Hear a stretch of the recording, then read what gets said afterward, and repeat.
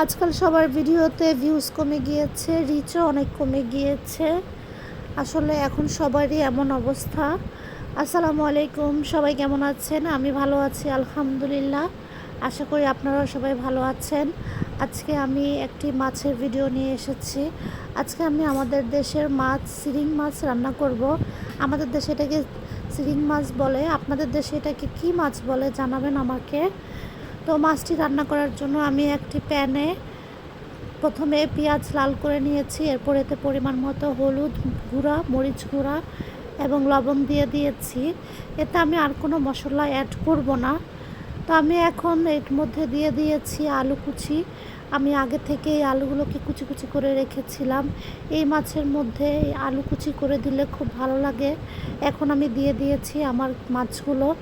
দেখেন মাছগুলো, আপনাদের দেশে কী নামে এই মাছ পরিচিত আমাকে জানাবেন কমেন্ট বক্সে। আসলে আজকাল সবার ভিডিওতেই কম বেশি রিচ ভিউজ কমে গেছে, সহজে রিচ হচ্ছে না, ভিউজ হচ্ছে না। তো আমরা আসলে অধৈর্য হব না, আমরা ধৈর্যের সাথে কাজ চালিয়ে যাব। ইনশাল্লাহ আমাদের সফলতা আসবেই। তো আপনারা নার্ভাস ফিল না করে, মন খারাপ না করে কাজ করতে থাকুন। আমি খুব ভালোভাবে মাছগুলোকে কষিয়ে নেওয়ার পর এখন এতে পরিমাণ মতো পানি দিয়ে দিয়েছি এবং আলুগুলো সিদ্ধ হওয়া পর্যন্ত এবং মাছগুলো হওয়া পর্যন্ত অপেক্ষা করব। পানিগুলো বলক আসার পর আমি এর মধ্যে দিয়ে দিব পরিমাণ মতো কিছু টমেটো এবং কাঁচামরিচ দিয়ে দিব। এখন কিন্তু টমেটোর অনেক দাম, 200 টাকা করে টমেটোর কেজি। তো আমি এখানে সামান্য পরিমাণে টমেটো ব্যবহার করেছি।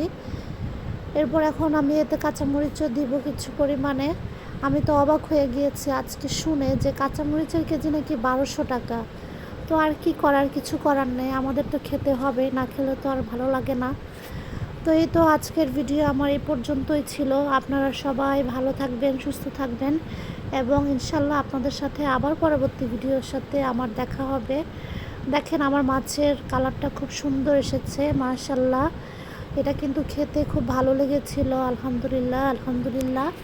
তো আপনারা সবাই অবশ্যই আমার পাশে থাকবেন এবং আমার ভিডিওগুলো দেখবেন, সুন্দর সুন্দর কমেন্ট করবেন।